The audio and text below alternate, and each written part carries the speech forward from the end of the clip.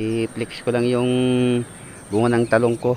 Ayan o. Dahil sa lapi yung daliri nung paanong nagtanim, pati yung bunga ng talong niya, sa lapi na rin. Ayan o. Sa lapi na. Dalawa.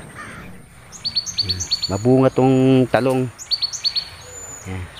Tatlo. Minsan may 4, 5 yung isang tangkay. Ayan. Kaso problema, daming insekto. Na-spray naman siya. May insekto siya, mga lodi. Yan. Daming bulaklak, daming bunga. Nakakaisang sako na ako ng bunga niya. Hindi ko pa tapos pitasin dito.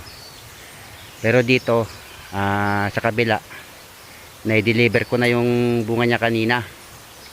Yan. Dito na lang. Hirap ng ganito